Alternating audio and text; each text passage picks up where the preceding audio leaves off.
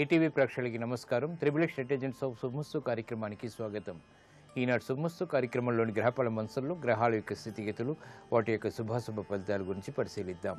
అలాగే రోజు 12 రాసుల వారికి ఏ సంఖ్యలు కలిసి వస్తాయి, రంగుల యొక్క ప్రాధాన్యత, ఏ దేవతల్ని పూజించాలి, ఎటువంటి దేవతాస్తుతులు పఠించాలి, మంత్రఫలం శీర్షికలో ఈరోజు 12 రాసుల వారు ఎటువంటి మంత్రాన్ని పఠించడం ద్వారా శుభ ఫలితాలు చేకూరుతాయి అనేటువంటి అంశాలతో పాటు 12 రాసుల వారు ఈరోజు ముఖ్యంగా చేపట్టవలసినటువంటి కార్యక్రమాలు ఏమిటో కూడా పరిశీలిద్దాం. ముందుగా నేటి పంచాంగ వివరాలు. శ్రీ మన్మథనామ సంవత్సరం అధిక ఆషాఢ మాసం, ఉత్తరాయణం, గ్రీష్మ ఋతువు. ఈరోజు అధిక ఆషాఢ శుద్ధ ద్వాదశి ఆధ్యాత్మిక కార్యక్రమాలకి పనికి వస్తుంది. ఈ తర్వాత వచ్చేటువంటి త్రయోదశి, పుణ్యం ముందు త్రయోదశి ఏ కార్యక్రమం చేపట్టినప్పటికీ కూడా సర్వజయాన్ని కలిగిస్తుంది. ఈరోజు వారం ఇందువారం లేదా సోమవారం. ఈ సోమవారం నాడు చంద్రుడి యొక్క పరిపాలన పూర్తిగా ఉంటుంది. మానసిక రుగ్మతలు పోగొట్టుకోవటానికి, అలాగే మానసిక ప్రశాంతతని పెంపొందింప చేసుకోవటానికి ఈరోజు చంద్రుడి యొక్క ఆరాధన బాగా ఉపకరిస్తుంది. అలాగే ఏకాదశ పూర్వక రుద్రాభిషేకం, లక్ష్మీస్తుతి, లలితా సహస్రనామ పారాయణ, గోసేవ ఇటువంటి పుణ్యకార్యాలన్నీ కూడా చంద్రుడి ద్వారా ఏర్పడేటువంటి రుగ్మతల్ని పోగొడతాయి. ముఖ్యంగా జాతక రీత్యా చంద్రుడి యొక్క స్థితి బాగోలేనప్పుడు, ఆధిపత్యత అశుభుడైనప్పుడు కూడా ప్రతికూల పరిస్థితులను కలిగించడంలో చంద్రుడు చాలా సమర్థత కలిగినటువంటి గ్రహం. కాబట్టి ఇటువంటి ఈతి బాధలు, మానసికంగా ఉన్నటువంటివన్నీ కూడా పోగొట్టుకోవటానికి చంద్రుడి యొక్క ఆరాధన బాగా సహకరిస్తుంది. ఈశ్వరారాధన ఉపకరిస్తుంది. ఇక ఈరోజు నక్షత్రం అనురాధ నక్షత్రం. ఈ అనురాధ నక్షత్రం శని నక్షత్రం అయినా కూడా చాలా మంచి నక్షత్రం. ఓర్పుతో, సహనంతో విజయాలు సాధించడానికి అనురాధ బాగా ఉపయోగపడుతుంది.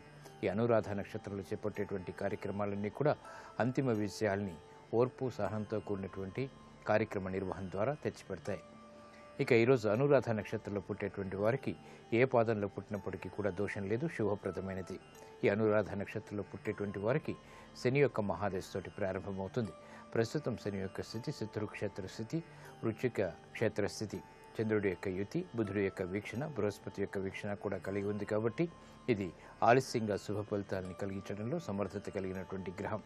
ఇక ఈరోజు 12 రాసుల వారికి ఏర్పడేటువంటి శుభాశుభ ఫలితాలను పరిశీలిద్దాం. ముందుగా మేషరాశి. ఈరోజు మేషరాశి వారిని పరిశీలించినట్టయితే ఆరోగ్య విషయంలో చిరు సమస్యలు తలెత్తుతాయి. దూకు నిర్ణయాల ద్వారా చిరు సమస్యలు ఏర్పడతాయి. మానసిక ధైర్యం ఉన్నప్పటికీ చేపట్టేటువంటి కార్యక్రమాల్లో ఆశించినటువంటి విజయాలు ఆలస్యంగా చేతికందుతాయి. రాజకీయ వ్యవహారాల్లో జాగ్రత్తతో కూడినటువంటి నిర్ణయాలు తప్పనిసరి. ప్రయాణాల విషయంలో జాగ్రత్తలు పాటించాలి. నూతన కార్యక్రమాల విషయంలో విఘ్నాన్ని చవిచూస్తారు. వ్యాపార వాణిజ్య సంబంధిత కార్యక్రమాల్లో ఆశించినటువంటి ప్రయోజనాన్ని ఆలస్యంగా పొందుతారు. గృహ విషయాల్లో ఏర్పడినటువంటి చిక్కులు మాత్రం వీడిపోతాయి. విద్యా సంబంధిత వ్యవహారాలు యోగిస్తాయి. ఈరోజు మీ అదృష్ట సంఖ్య 9. ఎరుపు వర్ణం ధైర్యాన్ని కలిగిస్తుంది. ప్రతికూల పరిస్థితుల్ని ఎదుర్కొనేటువంటి శక్తి సామర్థ్యాన్ని కలిగిస్తుంది. అనుకూల దైవం శ్రీ మహాలక్ష్మి. ఈరోజు ఈ రాశి వారు శ్రీ మహాలక్ష్మి అమ్మవారిని దర్శించి భక్తి శ్రద్ధలతో పూజాది కార్యక్రమాలు నిర్వహించడం ద్వారా, తెల్లటి పుష్పాలతో కూడినటువంటి పూజాది కార్యక్రమాల ద్వారా ఉత్తమ ప్రయోజనాలు సాధించగలుగుతారు. అష్టమ చంద్రుడి ద్వారా ఏర్పడేటువంటి రుగ్మతలు దూరమవుతాయి. నూతన వ్యాపార ఒప్పందాలు ఈరోజు మీకు లాభిస్తాయి. ఈరోజు వృషభ రాశి వారిని పరిశీలించినట్టయితే ప్రయాణాలలో జాప్యాలు కొనసాగుతాయి. చేపట్టేటువంటి కార్యక్రమాలపై శ్రద్ధ తగ్గుతుంది. వృత్తి, వ్యాపార, ఉద్యోగ సంబంధిత కార్యక్రమాల్లో ఆచితూచి నిర్ణయాలు తీసుకోవాలి. కీలక బాధ్యతలు వహించాల్సినటువంటి ఆవశ్యకత ఉంటుంది. ఊహించినటువంటి సమస్యలు ఎదురవుతాయి. నూతన ఒప్పందాల ద్వారా ఏర్పడినటువంటి సమస్యలు జటిలమవుతాయి. విద్యాపరమైనటువంటి వ్యవహారాల్లో జాగ్రత్తలు వహించాలి. స్నేహితుల ద్వారా చిరు సమస్యలు తలెత్తేటువంటి సంఘటనలు లేకపోలేదు. వ్యయం ఎక్కువగా ఉంటుంది. ఈరోజు మీ అదృష్ట సంఖ్య 6. తెలుపు వర్ణం ప్రశాంతతను పెంచుతుంది. ప్రతికూల పరిస్థితులను దూరం చేస్తుంది. అనుకూల దైవం శ్రీ వెంకటేశ్వర స్వామి. ఈరోజు ఈ రాశి వారు శ్రీ వెంకటేశ్వర స్వామిని దర్శించి తెల్లటి పుష్పాలతో పూజాది కార్యక్రమాలు భక్తి శ్రద్ధలతో నిర్వహించడం ద్వారా వ్యవహారాల్లో ఏర్పడినటువంటి విభేదాలు వీడిపోతాయి. ఆరోగ్య పరీక్షలు ఈరోజు మీకు మేలుని కలిగిస్తాయి. ఈరోజు మిథున రాశి వారిని పరిశీలించినట్టయితే మానసిక ఉత్సాహం తగ్గుతుంది. చేపట్టేటువంటి కార్యక్రమాలపై ప్రోత్సాహాన్ని పెంపొందింప చేసుకోలేకపోతారు. ఆర్థిక వ్యవహారాలు మాత్రం యోగిస్తాయి. సంభాషణల ద్వారా ఆశించిన ప్రయోజనాలను సాధించగలుగుతారు. వృత్తి, వ్యాపార, ఉద్యోగ సంబంధిత కార్యక్రమాల్లో ఆలస్యంతో కూడినటువంటి విషయాలు చేతికందుతాయి. విదేశీ సంబంధిత లావాదేవీల విషయంలో జాగ్రత్తలు పాటించాలి. నూతన కార్యక్రమాలను వేగవంతంగా ప్రారంభించలేకపోతారు. విద్యా సంబంధిత చిక్కుల నుంచి బయటికి రాగలుగుతారు. ఆరోగ్య విషయంలో చిరు ప్రతికూలత కొనసాగుతుంది. ఖర్చులు కూడా కొనసాగుతాయి. కుటుంబ సఖ్యత కొనసాగుతుంది. ఈరోజు మీ అదృష్ట సంఖ్య 3. పసుపు వర్ణం శుభవార్తను తెచ్చిపెడుతుంది. అనుకూల దైవం సుబ్రహ్మణ్య స్వామి. ఈరోజు ఈ రాశి వారు సుబ్రహ్మణ్య స్వామిని దర్శించి భక్తి శ్రద్ధలతో పూజాది కార్యక్రమాలు నిర్వహించడం ద్వారా ఆర్థిక వ్యవహారాల్లో రుణ ఒత్తిళ్లు తగ్గుతాయి. విద్యా ప్రయత్నాలు ఈరోజు మీకు రాణిస్తాయి. ఈరోజు కర్కాటక రాశి వారిని పరిశీలించినట్టయితే పిల్లల విషయంలో శ్రద్ధ తప్పనిసరి. ఆశించినటువంటి ప్రయోజనాలు ఆర్థికంగా పొందగలిగినప్పటికీ అనిశ్చిత పరిస్థితులు కూడా వెన్నంటి ఉంటాయి. ఉద్యోగ సంబంధిత అభివృద్ధికి చేపట్టేటువంటి కార్యక్రమాలు మాత్రం కలిసి వస్తాయి. స్థిరాస్తి విషయాల్లో అనుకూలత ఏర్పడుతుంది. కార్యక్రమ నిర్వహణలో ఏర్పడినటువంటి జాప్యాల్ని సడలించుకోలేకపోతారు. గృహ విషయాల్లో ఆచితూచి నిర్ణయాలు తీసుకోవటం క్షేమదాయకం. ఆరోగ్య క్రమశిక్షణ లోపిస్తుంది. ఈరోజు మీ అదృష్ట సంఖ్య 2. తెలుపు వర్ణం ప్రశాంతతను పెంచుతుంది. ఆరోగ్య రక్షణకి దోహదపడుతుంది. అనుకూల దైవం ఆంజనేయ స్వామి. ఈరోజు ఈ రాశివారు ఆంజనేయ స్వామిని దర్శించి భక్తి శ్రద్ధలతో పూజాది కార్యక్రమాలు నిర్వహించడం ద్వారా మానసిక ధైర్యం పెరుగుతుంది. తద్వారా విజయాలు చేతికి అందుతాయి. కోర్టు సంబంధిత వ్యవహారాలు, ప్రక్రియలు, సంభాషణలు ఈరోజు మీకు అనుకూలిస్తాయి. ఈరోజు సింహరాశి వారిని పరిశీలించినట్టయితే మానసిక ఒత్తిళ్లు ఉన్నప్పటికీ నెట్టుకు రాగలుగుతారు. ఆర్థికపరమైనటువంటి వ్యవహారాల్లో తెలివైనటువంటి నిర్ణయాలకి ఉపక్రమించగలుగుతారు. విద్యా ప్రయత్నాలు ఫలిస్తాయి. ఉద్యోగ ప్రయత్నాలు కూడా ఫలిస్తాయి. స్థిరాస్తి విషయాల్లో అనుకూలత ఏర్పడుతుంది. ఆర్థిక వ్యవహారాల్లో వేగవంతమైన అనుకూల మార్పులు ఏర్పడతాయి. ఆనందాన్ని కలిగిస్తాయి. మానసిక ప్రశాంతతకే చేపట్టేటువంటి ప్రయత్నాలు ఫలిస్తాయి. వృత్తి, వ్యాపార, ఉద్యోగ సంబంధిత కార్యక్రమాల్లో ఆశించినటువంటి ప్రయోజనాల్ని మెల్లమెల్లగా పొందగలుగుతారు. గృహ విషయాల్లో సఖ్యత పెరుగుతుంది. ప్రాధాన్యతని సంతరించుకునేటువంటి అంశాలు ఆనందాన్ని కలిగిస్తాయి. గృహ విషయాలు అనుకూలం, ప్రయాణాలు సానుకూలం. ఈరోజు మీ అదృష్ట సంఖ్య 3. ఎరుపు వర్ణం ధైర్యాన్ని కలిగిస్తుంది. ప్రతికూల పరిస్థితులను దూరం చేస్తుంది. అనుకూల దైవం మహాగణపతి. ఈరోజు ఈ రాశి వారు మహాగణపతిని దర్శించి భక్తి శ్రద్ధలతో ఎర్రటి పుష్పాలతో పూజించడం ద్వారా ఆర్థిక వ్యవహారాల్లో అనుకూల మార్పులు చేకూరుతాయి. విఘ్నాలు దూరమవుతాయి. స్థిరాస్తి నిర్ణయాలు ఈరోజు మీకు లాభిస్తాయి. ఈరోజు కన్యారాశి వారిని పరిశీలించినట్టయితే ఆధ్యాత్మిక కార్యక్రమాల్లో పాల్గొంటారు. మానసిక సంతృప్తి కలిగి ఉంటారు. చేపట్టేటువంటి కార్యక్రమాలపై పట్టు బిగించగలుగుతారు. ఏకాగ్రతతో కూడినటువంటి కార్యక్రమ నిర్వహణ తద్వారా విజయాలు, ఆనందాన్ని కలిగిస్తాయి. విదేశీ సంబంధిత లావాదేవీలు కలిసి వస్తాయి. ఆర్థిక విజయాలు దగ్గరవుతాయి. కుటుంబ సఖ్యత పెరుగుతుంది. ఆనందకర వాతావరణం గృహరీత్యా కొనసాగుతుంది. వ్యాపార దక్షత పెంపొందింప చేసుకునేటువంటి అవకాశాలు దగ్గరవుతాయి. స్వతంత్ర నిర్ణయాల ద్వారా విజయాలు సాధించగలుగుతారు. ఆత్మవిశ్వాసం కలిగి ఉంటారు. ఈ రోజు మీ అదృష్ట సంఖ్య 9. ఎరుపు వర్ణం ధైర్యాన్ని కలిగిస్తుంది. ప్రతికూల పరిస్థితులను దూరం చేస్తుంది. అనుకూల దైవం మహాకాళి. ఈ రోజు ఈ రాశి వారు మహాకాళి అమ్మవారిని దర్శించి భక్తి శ్రద్ధలతో ఎర్రటి పుష్పాలతో కూడినటువంటి పూజాది కార్యక్రమాలు నిర్వహించడం ద్వారా మనోభీతి పోతుంది. ఆర్థిక వ్యవహారాల్లో విజయాలు వేగవంతంగా దగ్గరవుతాయి. ఆర్థిక లావాదేవీలు, సంభాషణలు ఈరోజు మీకు లాభిస్తాయి. ఈరోజు తులారాశి వారిని పరిశీలించినట్టయితే ఉద్యోగపరమైనటువంటి చిక్కులు ఏర్పడినప్పటికీ నెట్టుకు రాగలుగుతారు. వ్యాపార విజయాలకే చేసేటువంటి ప్రయత్నాలు కలిసి వస్తాయి. నూతన కార్యక్రమాల్ని వేగవంతంగా గృహరీత్యా ప్రారంభించగలుగుతారు. ఆరోగ్యరీత్యా ప్రతికూల పరిస్థితులు ఉన్నప్పటికీ ఆనందకర వాతావరణం కూడా వెన్నంటి ఉంటుంది. కార్యక్రమ నిర్వహణలో నైపుణ్యాన్ని ప్రదర్శించగలుగుతారు. విద్యా ప్రయత్నాలు పనికి వస్తాయి. వృత్తి, వ్యాపార, ఉద్యోగ సంబంధిత కార్యక్రమాల్లో చేపట్టేటువంటి ప్రయత్నాలు సత్ఫలితాన్ని కలిగిస్తాయి. గృహ విషయాలు అనుకూలిస్తాయి. నూతన కార్యక్రమాన్ని ప్రారంభించగలుగుతారు. ఆర్థిక విజయాలకై చేపట్టేటువంటి ప్రయత్నాలు కూడా ఆనందాన్ని కలిగిస్తాయి. ఈ రోజు మీ అదృష్ట సంఖ్య 9. ఎరుపు వర్ణం ధైర్యాన్ని కలిగిస్తుంది. ప్రతికూల పరిస్థితులను దూరం చేస్తుంది. అనుకూల దైవం సుబ్రహ్మణ్య స్వామి. ఈ రోజు ఈ రాశి వారు సుబ్రహ్మణ్య స్వామిని దర్శించి భక్తి శ్రద్ధలతో ఎర్రటి పుష్పాలతో పూజాది కార్యక్రమాలు నిర్వహించడం ద్వారా ఆనందకర వాతావరణం గృహంలో చోటు చేసుకుంటుంది. ఆరోగ్య పరీక్షలు ఈరోజు మీకు మేలుని కలిగిస్తాయి. ఈ రోజు వృశ్చిక రాశి వారిని పరిశీలించినట్టయితే సంబంధ బాంధవ్యాల విషయంలో జాగ్రత్తలు వహించాలి. మానసిక ఉత్సాహం తగ్గుతుంది. పెట్టుబడుల విషయంలో ఆశించినటువంటి ప్రయోజనాలను వెంటనే పొందలేకపోతారు. శ్రమ అధికంగా ఉంటుంది. ఖర్చులు బాగా పెరుగుతాయి. అయినప్పటికీ ఆదాయం వెన్నంటి ఉంటుంది. అదృష్ట సంఘటనని మాత్రం గృహరీత్యా ఆహ్వానించగలుగుతారు. శుభ ప్రయత్నాలు కలిసి వస్తాయి. నూతన కార్యక్రమాలు వ్యాపారీత్యా చేపట్టినప్పటికీ విఘ్నాలతో కూడినటువంటి విజయాలు సిద్ధిస్తాయి. ఆరోగ్య విషయంలో జాగ్రత్తలు పాటించాలి.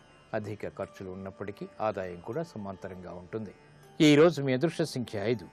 ఆకుపచ్చ వర్ణం రక్షణకి దోహదపడుతుంది. ప్రతికూల పరిస్థితులను దూరం చేస్తుంది. అనుకూల దైవం ఈశ్వరుడు. ఈరోజు ఈ రాశివారు శివాలయాన్ని దర్శించి తెల్లటి పుష్పాలతో ఈశ్వరుని పూజించడం ద్వారా ప్రశాంత పరిస్థితుల్ని ఆహ్వానించగలుగుతారు. గ్రహ అతి ప్రతికూలత దూరం అవుతుంది. విదేశీ లావాదేవీలు, సంభాషణలు ఈరోజు మీకు ఉపకరిస్తాయి. ఈరోజు ధనుస్సు రాశి వారిని పరిశీలించినట్టయితే ఆకస్మిక ప్రతికూల పరిస్థితులు ఆర్థికంగా చోటు చేసుకుంటాయి. కాబట్టి జాగ్రత్తలు వహించాలి. ప్రతి పని ఆచితూచి చేయవలసినటువంటి ఆవశ్యకత ఉంటుంది. ఆరోగ్య క్రమశిక్షణ లోపిస్తుంది. నూతన బాధ్యతలు పెరుగుతాయి. నూతన ఒప్పందాల ద్వారా ఏర్పడినటువంటి సమస్యలు జటిలమవుతాయి. వృత్తిలో అభివృద్ధికి చేపట్టేటువంటి కార్యక్రమాలు కొంత ఊరట కలిగిస్తాయి. వ్యాపార అభివృద్ధికి చేపట్టేటువంటి కార్యక్రమాల్లో ఆర్థిక సహాయ సహకారాలు మాత్రం పొందగలుగుతారు. విద్యాబలం తగ్గుతుంది. చేపట్టేటువంటి కార్యక్రమాలపై ఏకాగ్రత ప్రదర్శించలేకపోతారు. ఈరోజు మీ అదృష్ట సంఖ్య 9. ఎరుపు వర్ణం ధైర్యాన్ని కలిగిస్తుంది. శక్తి సామర్థ్యాన్ని పెంపొందింపచేస్తుంది. అనుకూల దైవం ఆంజనేయ స్వామి. ఈరోజు ఈ రాశివారు ఆంజనేయ స్వామిని దర్శించి ఎర్రటి పుష్పాలతో పూజాది కార్యక్రమాలు భక్తి శ్రద్ధలతో నిర్వహించడం ద్వారా మనోధైర్యాన్ని పెంపొందింపచేసుకోగలుగుతారు. గ్రహ అతి ప్రతికూలతని ఎదుర్కొనేటువంటి శక్తి సామర్థ్యాలు లభిస్తాయి. గృహ సంబంధిత కార్యక్రమాలు ఈరోజు మీకు సంతృప్తిని కలిగిస్తాయి. ఈరోజు మకర రాశి వారిని పరిశీలించినట్టయితే సంబంధ బాంధవ్యాలు మెరుగవుతాయి. లాభదాయకమైనటువంటి కార్యక్రమ నిర్వహణ, వ్యాపారరీత్యా పెంపొందింపచేసుకోగలుగుతారు. శుభవార్తలు వింటారు. చేపట్టేటువంటి కార్యక్రమాల్లో అనుకూల పరిస్థితులు ఆనందాన్ని కలిగిస్తాయి. గృహ విషయాల్లో నిర్ణయాలు కలిసి వస్తాయి. నూతన కార్యక్రమాలు ఉద్యోగరీత్యా కూడా చేపట్టగలుగుతారు. వృత్తిలో అభివృద్ధికి చేపట్టేటువంటి కార్యక్రమాల్లో ఏర్పడినటువంటి జాప్యాలు తొలగిపోతాయి. సంకోచ పరిస్థితులు ఆర్థిక పరంగా ఉన్నప్పటికీ నిలదొక్కునేటువంటి పరిస్థితి కూడా వెనంటి ఉంటుంది. వృత్తి, వ్యాపార, ఉద్యోగ సంబంధిత కార్యక్రమాల్లో ప్రశాంత వాతావరణానికి చేసేటువంటి ప్రయత్నాలు కలిసి వస్తాయి. ఈరోజు మీ అదృష్ట సంఖ్య 5. ఆకుపచ్చ వర్ణం రక్షణకి దోహదపడుతుంది. ప్రతికూల పరిస్థితిని దూరం చేస్తుంది. అనుకూల దైవం శ్రీ మహావిష్ణువు. ఈరోజు ఈ రాశివారు శ్రీ మహావిష్ణువుని దర్శించి విష్ణు సహస్రనామాన్ని భక్తి శ్రద్ధలతో పఠించడం ద్వారా లాభదాయకమైనటువంటి కార్యక్రమ నిర్వహణ, తద్వారా విజయాలు చేతికి అందుతాయి. ఉద్యోగ ప్రయత్నాలు ఈరోజు మీకు రాణిస్తాయి. ఈరోజు కుంభరాశి వారిని పరిశీలించినట్టయితే వ్యాపార విజయాలు చేతికి అందుతాయి. ఆశించినటువంటి ప్రయోజనాలు గృహరీత్యా ఆనందాన్ని కలిగిస్తాయి. విద్యా సంబంధిత వ్యవహారాలు కూడా అనుకూలిస్తాయి.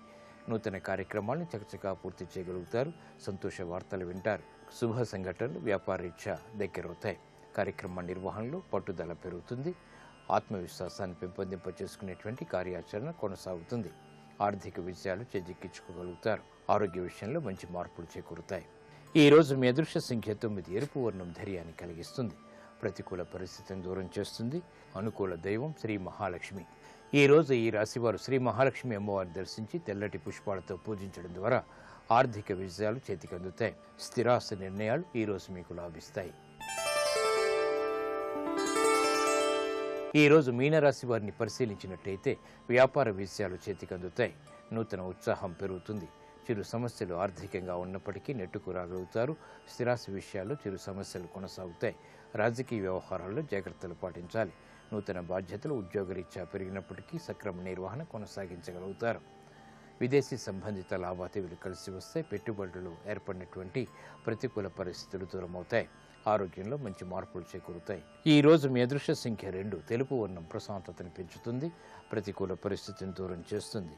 అనుకూల దైవం దక్షిణామూర్తి. ఈ రోజు ఈ రాశివారు శ్రీ దక్షిణామూర్తిని దర్శించి తెల్లటి పుష్పాలతో భక్తి శ్రద్ధలతో పూజించడం ద్వారా వివేకవంతమైన నిర్ణయాల ద్వారా విజయాలు సాధించగలుగుతారు. ఆర్థిక ప్రయత్నాలు ఈ రోజు మీకు లాభిస్తాయి.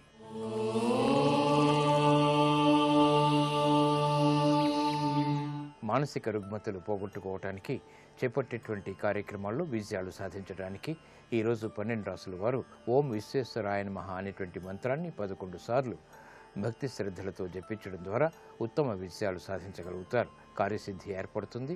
గృహ సంబంధిత వ్యవహారాల్లో శాంతి సౌఖ్యాలు కొనసాగుతాయి. ప్రశాంత పరిస్థితుల్ని మానసికంగా పొందగలుగుతారు.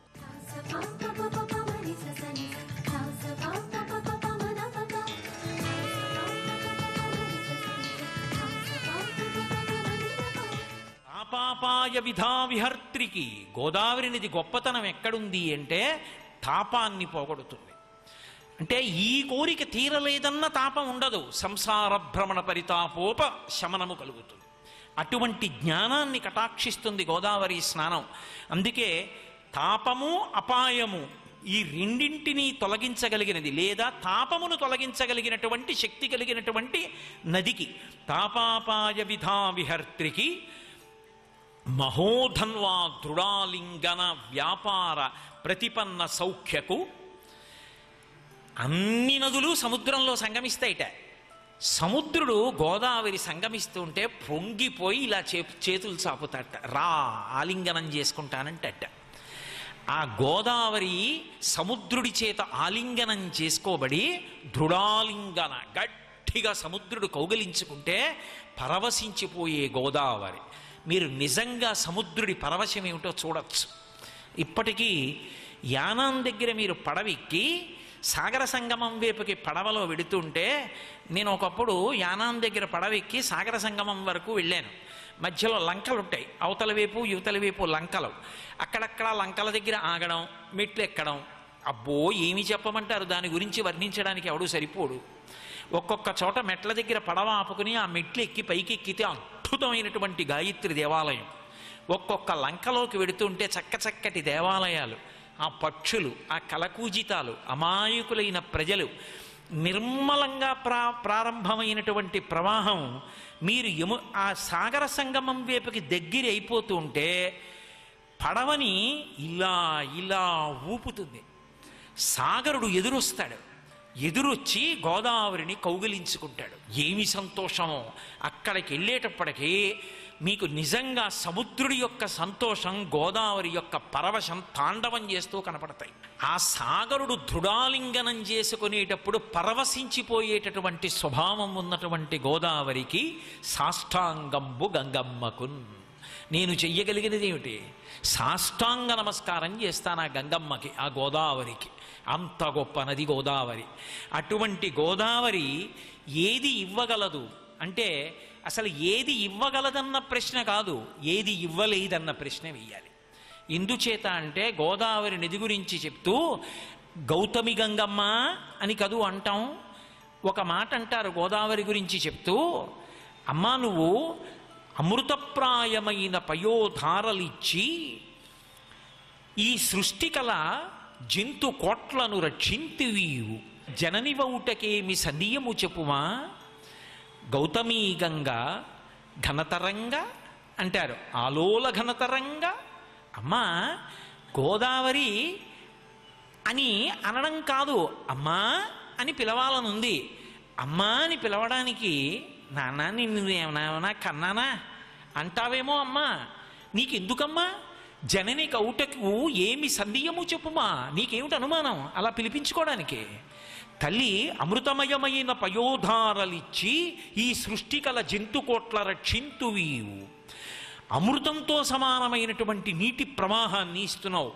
ఇన్ని కోట్ల మంది నీ వల్ల బతుకుతున్నారు, ఇంతమంది ఆ నీరు తాగుతున్నారు, ఆ నీటి వలన పంటలు పండితే ఆ పంటలు తింటున్నాం. ఇంత సౌమ్యమైన భావన ఎక్కడి నుంచి వచ్చింది అంటే, అదిగో ఆ అన్నం పెట్టి పోషిస్తున్న నదుల యొక్క అధిష్టాన దేవతల యొక్క అనుగ్రహం చేత అంత సాత్విక భావనలు ఏర్పడ్డాయి ప్రజలలో.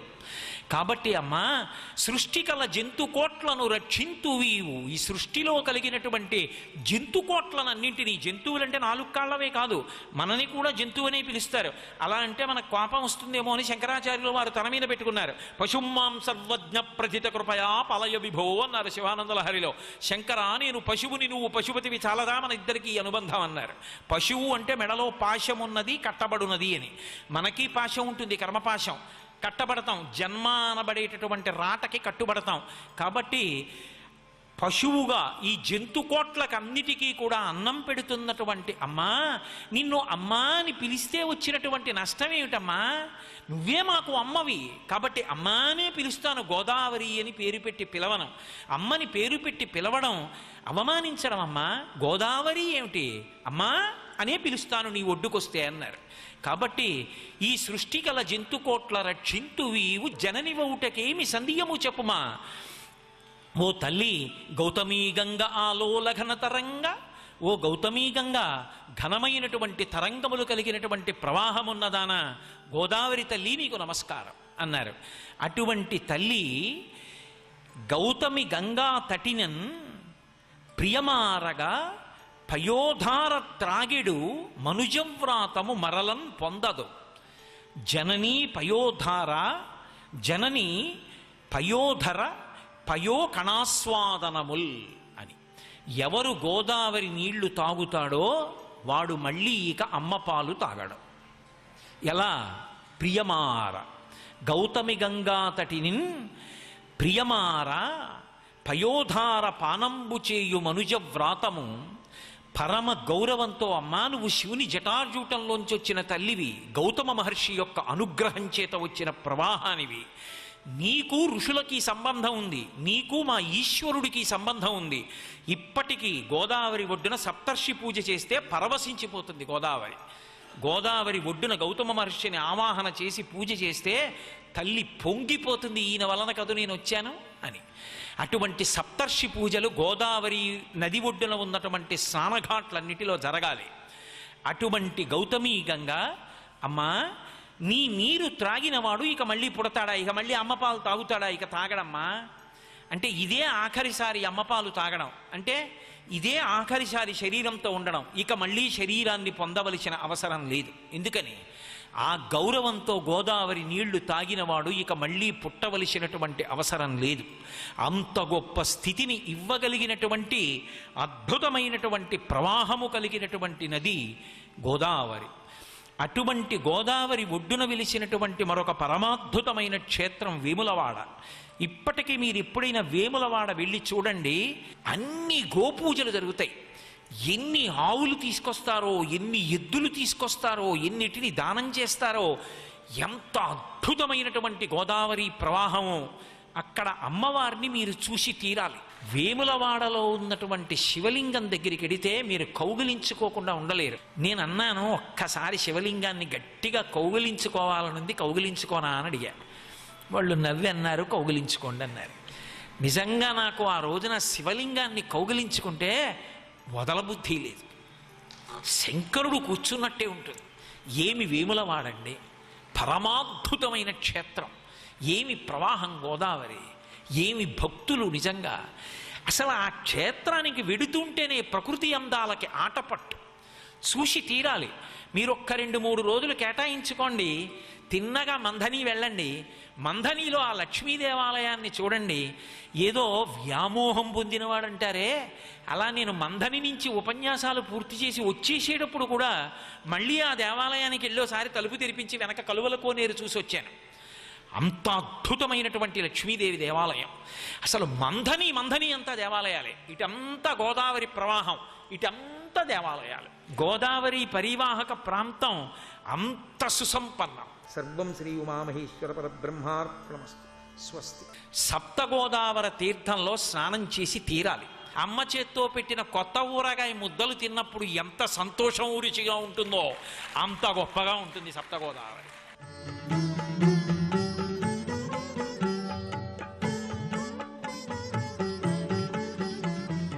ఈటీవీ ప్రేక్షకుల నమస్కారం. ట్రిప్లెక్స్ డిటర్జెంట్ సోప్ శుభమస్తు కార్యక్రమంలో శుభ నక్షత్ర వంశానికి స్వాగతం. అనురాధ నక్షత్రము, అలాగే సోమవారం. శుభ నక్షత్రాన్ని పరిశీలన చేస్తున్నప్పుడు ఏ నక్షత్రం ఏ వారంతో అనుసంధానమవుతోంది, దీనిని కాపాడుతున్నటువంటి తిథి ఏంటి, ఈ అంశాన్ని పరిశీలన చేస్తే సోమవారము 12 ఘడియలు ఉదయం 11:03 వరకు, అనురాధ నక్షత్రం, సాధ్యయోగం, బాలవకరణం అన్ని విధాల శుభాన్ని ప్రసాదిస్తున్నటువంటి సన్నివేశం.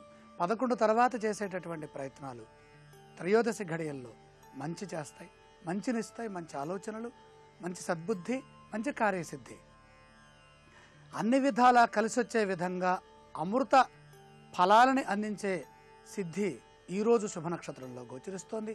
వారం గొప్పగా ఉన్నది. ఈశ్వరారాధన ఎంతగానో సహకరిస్తుంది.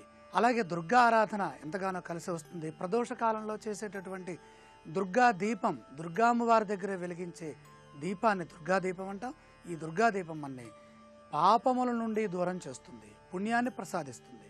రేపటి శుభ నక్షత్రాన్ని పరిశీలన చేసినట్టయితే మంగళవారము త్రయోదశి జ్యేష్ఠ నక్షత్రము యోగం శుభయోగం తైతుల కరణం.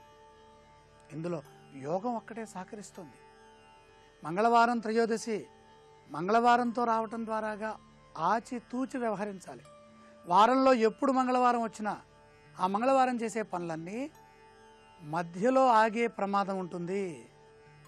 నిత్యం చేసే పనులు చేయొచ్చు, రోజూ చేసే పనులు చేయొచ్చు, కొత్త పనులు ఏవి ప్రారంభించద్దు.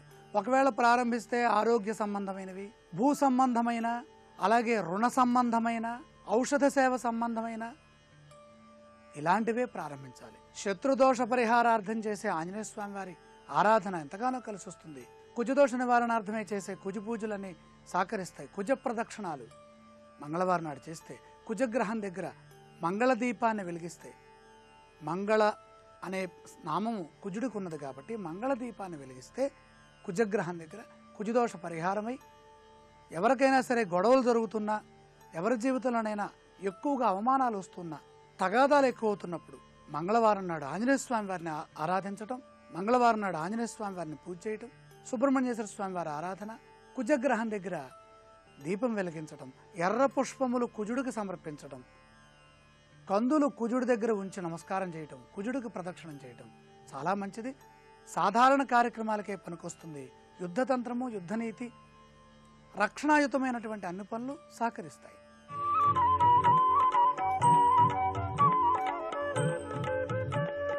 పేరులో పెన్నిధి అంశానికి స్వాగతం. రూరే రోతా స్వాతి. స్వాతి నక్షత్రంలో చివరి పాదం 4వ పాదం తకారంతో ప్రారంభమవుతోంది. ఇక్కడ అవకహడ చక్రంలో దక్షిణ దిగ్భాగాన్ని సూచిస్తున్నటువంటి మా ట ప ర త అనే అక్షరధ్వనులలో తకారధ్వనితో ప్రారంభమవుతున్న పంచాక్షరాలు తాతి, తూ, తే, తో ఇవి సూచిస్తున్నాయి. ఇవి దక్షిణ బలాన్ని పొందున్నాయి. అవకహడ చక్రం ఎలా ఉంటుంది? 4 దిక్కులకి 5 స్వరాలని సూచిస్తూ ఉంటుంది. అవకహడ ప్రాగ్భాగాన్ని సూచిస్తుంటే మఠపరత దక్షిణ దిగ్భాగాన్ని సూచిస్తోంది. దక్షిణ దిగ్బలి జయి అనే శాస్త్రం చెబుతోంది. ఇవన్నీ వైదిక నామాలు. తకారం ప్రధానంగా ధనబీజం, ధకారం ధర్మబీజం. మనమందరం ఏమనుకుంటాం? ధకారం అనగానే అది ధనబీజం అనుకుంటాం. తకారము ధనబీజము ఏకాక్షర నిఘంటువులో తెలుస్తోంది. ధకారం వస్తే అది ధర్మబీజము, నిలయ బీజం. ధర్మం ఎక్కడుంటుందో లక్ష్మి అక్కడ ఉంటుంది. ధర్మ నిలయాయై నమః, శాంతాయై నమః, శుక్ల మాల్య అంబరాయై నమః, లక్ష్మీ నమః. ఇవి లక్ష్మీనామాలు. తకారము మహాలక్ష్మీ బీజం, ధనబీజం. ఎక్కువ ధనబీజాలు, అగ్నిబీజాలు, అలాగే శివ బీజాలు ఎక్కువగా ఉన్నాయి. బీజము అంటే అక్షరము, ధ్వని. మొదటి అక్షరము ఏ ధ్వనిని సూచిస్తోందో ఆ ధ్వనికి సంబంధించిన దైవం మన పేరులో పెన్నిధిగా ఉంటుంది. ఆ దైవ నామాన్ని మనం స్మరించాలి. జాతకం తెలిసినా స్మరించాలి, తెలియకపోయినా స్మరించాలి. మన నామం లోకంలో చిరస్థాయిగా 4 కాలాల పాటు మంచిగా ఉండాలి అంటే, చెడుగా ఉండాలంటే స్మరించవసరంలా. ఆ నామం 10 మందికి మంచిగా గుర్తుండాలి, 10 మందికి ఉపయోగపడేట్టుగా దాన ధర్మాలతో ఉండాలి అంటే ఆ పేరులో పెన్నిధిని మనం తెలుసుకోవాలి తప్పనిసరిగా. తకారంతో ప్రారంభమవుతున్నటువంటి నామాక్షరాలు కలిగిన వాళ్ళందరికీ లక్ష్మి అనుగ్రహం ఉంటుంది. అధిష్టాన దైవం మహాలక్ష్మి. ప్రధానంగా తరంగ్, తరంగిణి, తపస్వి, ఇలా తా అక్షరంతో వ్యవహార నామం, పిలిచే నామం మొదలైతే తా అక్షరం మహాలక్ష్మిని సూచిస్తోంది. స్వాతి నక్షత్రంలో చివరి పాదాన్ని సూచిస్తోంది. రాశి తులారాశి, ధనాన్ని తూచే, బంగారాన్ని తూకం వేసే తులారాశిగా భాసిల్లుతోంది. ధనధాన్యములు భోగభాగ్యములతో తులాభారాన్ని పొందుతూ తొలతూగుతూ ఉంటారు ఐశ్వర్యంతో. అదృష్టవారం గురువారము, శుక్రవారము. ఈ గురు శుక్రవారాల్లో లక్ష్మీ ఆరాధన. అలాగే స్వాతి నక్షత్రం నృసింహస్వామి వారు ఆవిర్భవించిన నక్షత్రం. అలాగే స్వాతి నక్షత్రంలో ఆంజనేయ స్వామి వారు కూడా ఆవిర్భవించారు. కాబట్టి ఈ తకారంలో ఉన్నటువంటి వాళ్ళందరూ కూడా ఆంజనేయ స్వామి వారిని, లక్ష్మీ నృసింహస్వామి వారిని సందర్శించడం మంచిది. ఆరాధ్య దైవంగా మహాలక్ష్మిని ఆరాధించాలి. వ్యాపార రంగం ఎక్కువగా సూచిస్తోంది. వాక్కు నైపుణ్యం కలిగి ఉంటారు, తేజోవంతులై ఉంటారు, ప్రసన్నంగా ఉంటారు, తగాదాలకి వివాదాలకి దూరంగా ఉంటారు, ఆరోగ్యవంతులై భాసిల్లుతారు. రేపటి సమస్త కార్యక్రమంలో తా అక్షరంతో పేరు మొదలయ్యే వారి అదృష్ట భాగ్య సిద్ధి ఏ విధంగా ఉందో పరిశీలన చేద్దాం.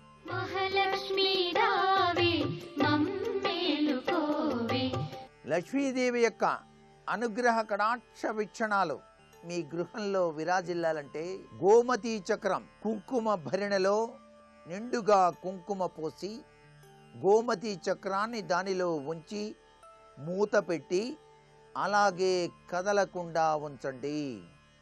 నిత్యం ఆ యొక్క కుంకుమ భరిణకు చక్కటి ఎర్ర మందార లేక ఎరుపు రంగు పూలు ఉంచి నమస్కారం చేయండి. లక్ష్మీ కటాక్ష సిద్ధి మీకు సిద్ధిస్తుంది సుమా.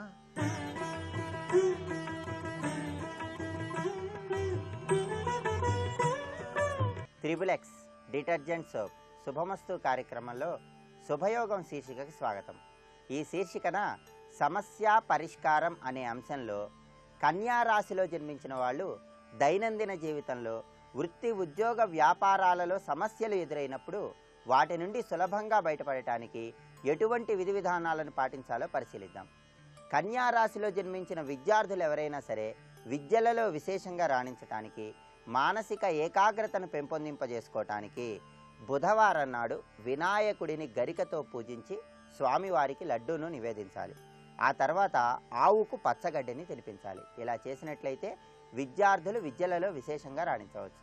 అలాగే కన్యా రాశిలో జన్మించిన వాళ్ళు ధన మార్గానికి ఆటంకాలు ఎక్కువగా వస్తున్నటువంటి తరుణంలో ఆ ఆటంకాల నుంచి సులభంగా బయటపడటానికి సోమవారం ప్రదోష సమయంలో ఈశ్వరుడికి ఆవు పాలతో అభిషేకం చేయాలి. అలాగే ప్రతి గురువారం చందనాన్ని నుదుటన తిలకంలాగా ధరించాలి. ఇలా చేస్తే ధనపరమైనటువంటి ఆటంకాల నుంచి సులభంగా బయటపడవచ్చు. అలాగే దైనందిన జీవితంలో అకస్మాత్తుగా అనుకోకుండా ఏవైనా సమస్యలు ఎదురైనప్పుడు కన్యా రాశిలో జన్మించిన వాళ్ళు పసుపు కొమ్ములను తీసుకొని ఆ పసుపు కొమ్ములను ఒక మాలలాగా తయారు చేసి మీ గృహంలో ఇనుప వస్తువుల మీద ఆ మాలను ఉంచాలి. అకస్మాత్తుగా ఏర్పడిన సమస్య నుంచి బయటపడిన తర్వాత ఆ పసుపు కొమ్ముల మాలను ఏదైనా పచ్చటి చెట్టు మీద వేయాలి. ఇలా చేస్తే చక్కటి శుభ ఫలితాలను పొందవచ్చు. అదేవిధంగా కన్యా రాశిలో జన్మించిన వాళ్ళు ప్రతి పనిలో నిరుత్సాహం ఎక్కువగా ఉండి చేతన శక్తి తక్కువగా ఉన్నటువంటి తరుణంలో ఆకుపచ్చ రంగులో ఉన్నటువంటి వస్త్రాలు తరచూ ధరిస్తూ ఉండటం, తులసి మాలను ధారణ చేయటం ద్వారా నిరుత్సాహాన్ని తొలగింపజేసుకొని చైతన్య శక్తిని పెంపొందింపజేసుకోవచ్చు. అదేవిధంగా కన్యా రాశిలో జన్మించిన వాళ్ళు రుణ బాధలు ఎక్కువగా ఉన్నటువంటి తరుణంలో బుధవారం నాడు గణపతిని ఎర్రటి పుష్పాలతో పూజించాలి. గణపతికి బెల్లాన్ని నివేదన చేయాలి. అలాగే లక్ష్మీదేవి విగ్రహానికి ఆవు నెయ్యితో కానీ చెరకు రసంతో కానీ అభిషేకం చేయాలి. ఇలా చేస్తే రుణ బాధల నుంచి చాలా సులభంగా బయటపడవచ్చు. అదేవిధంగా కన్యా రాశిలో జన్మించిన వాళ్ళు కుటుంబంలో విభేదాభిప్రాయాలు ఎక్కువగా ఉన్నప్పుడు, దాంపత్య జీవితంలో విభేదాభిప్రాయాలు ఎక్కువగా ఉన్నప్పుడు ఈ సమస్య నుంచి సులభంగా బయటపడటానికి వరుసగా 5 బుధవారాలు 5 బాలికలకు నీలం రంగులో ఉన్నటువంటి వస్త్రాలను దానంగా ఇవ్వాలి. మానసిక అశాంతి, జీవితంలో ఒత్తిడి ఎక్కువగా ఉన్న తరుణంలో, అనారోగ్య సమస్యలు ఇబ్బందులకు గురి చేస్తున్న తరుణంలో శనివారం నల్ల కుక్కలకు రొట్టె ముక్కలను ఆహారంగా వేయాలి. అదేవిధంగా కన్యా రాశిలో జన్మించిన వాళ్ళు ఉద్యోగంలో స్థిరత్వాన్ని పొందటానికి, ప్రమోషన్లను సిద్ధింపజేసుకోవటానికి పసుపు తీసుకొని ఆ పసుపుని కొద్దిగా పాలతో తడిపి నుదుటన ధారణ చేయాలి. అదేవిధంగా సోమవారం రోజు ప్రవహిస్తున్న నీటిలో బియ్యాన్ని విడిచిపెట్టాలి. ఇలా చేస్తే ఉద్యోగంలో ప్రమోషన్లను పొందటానికి, స్థిరమైన జీవనోపాధిని సిద్ధింపజేసుకోవటానికి అవకాశం ఎక్కువగా ఉంది.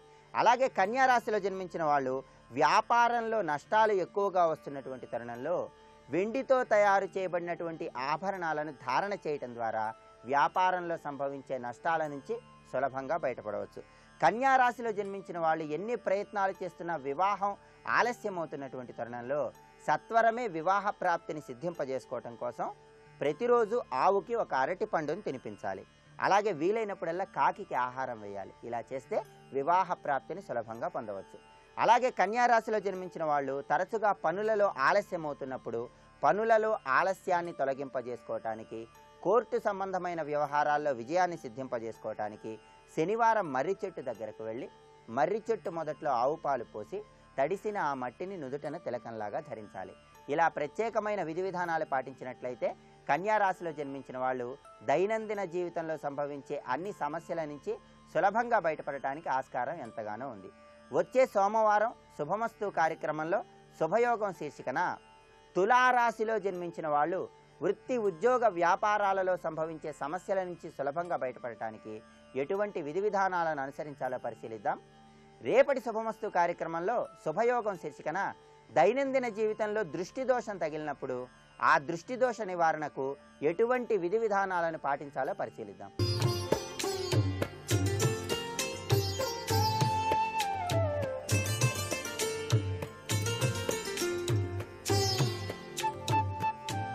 ట్రిపుల్ ఎక్స్ డిటర్జెంట్ సోప్ శుభమస్తు కార్యక్రమంలో గృహబలం అంశానికి స్వాగతం.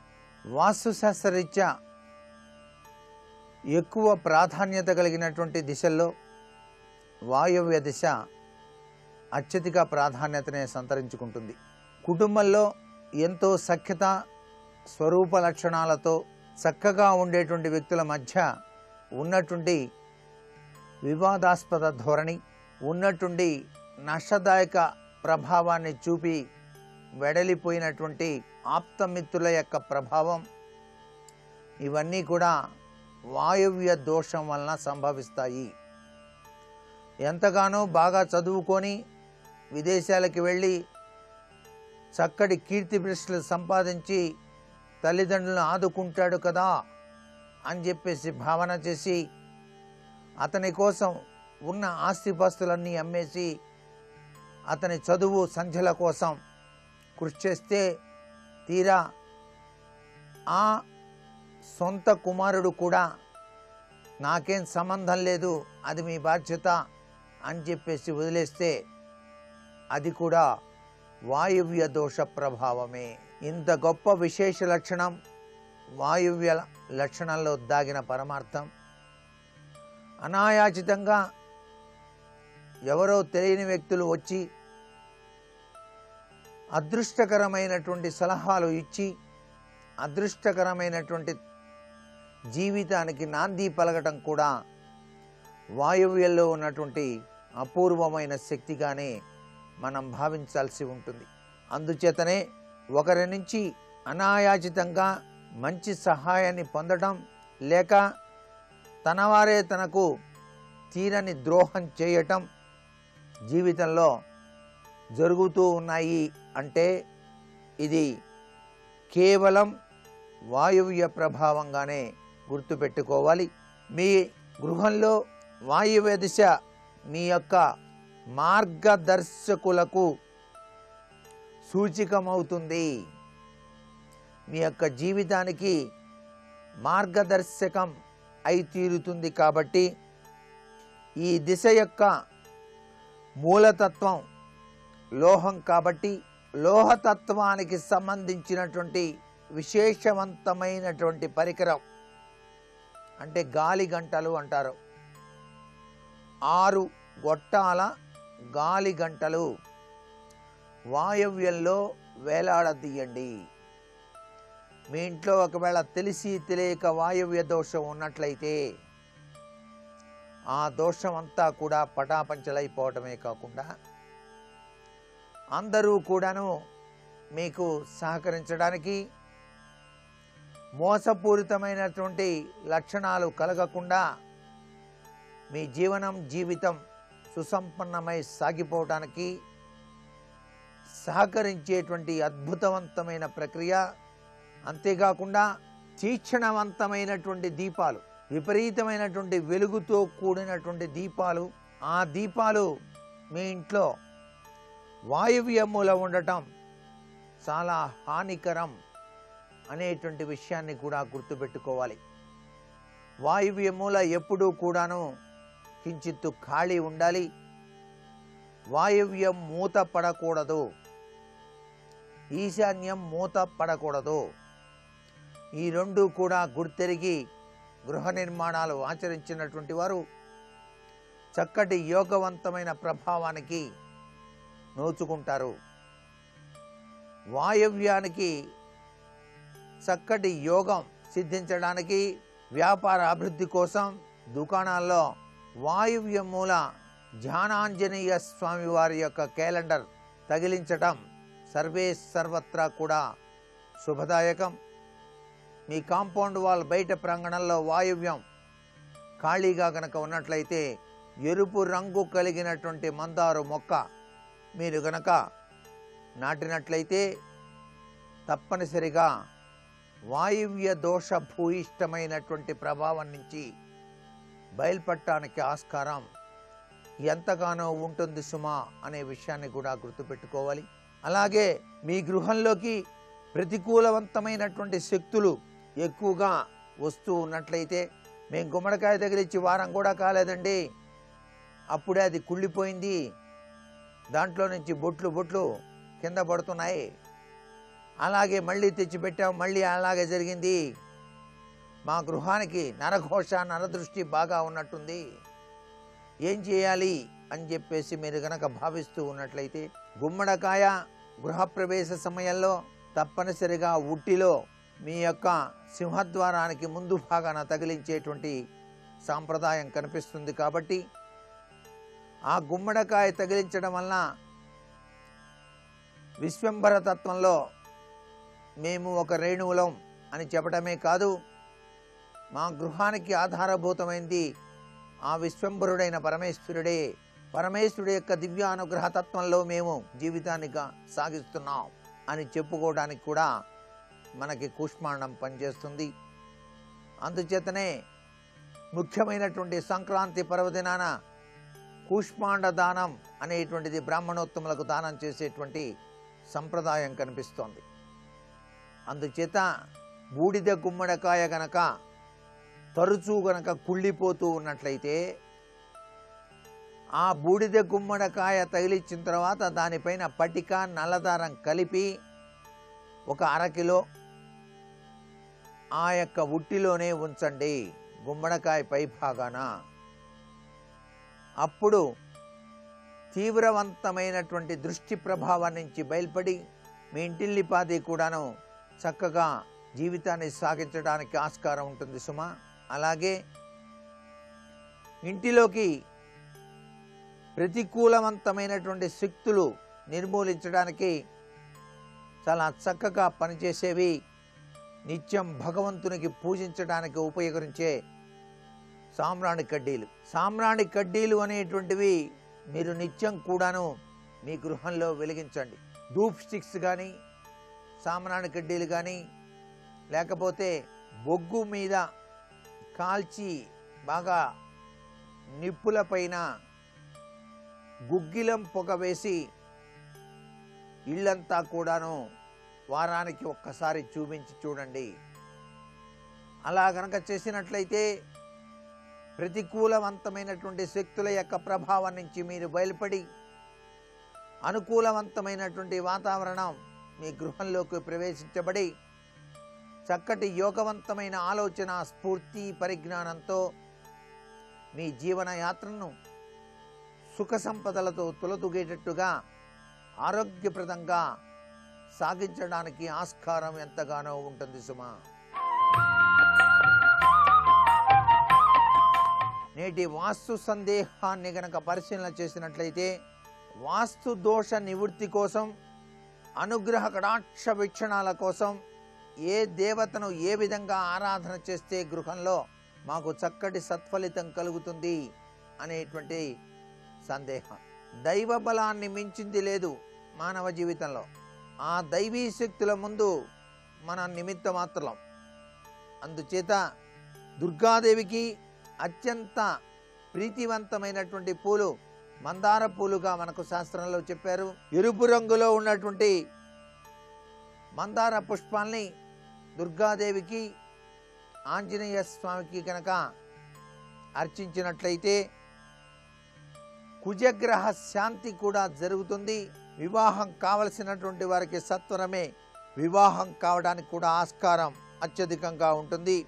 మరికొన్ని ముఖ్య విషయాలు రేపటి శుభమస్తు కార్యక్రమంలోని గృహబల అంశంలో తెలుసుకుందామా? మరి సర్వే జనా సుఖినో భవంతు.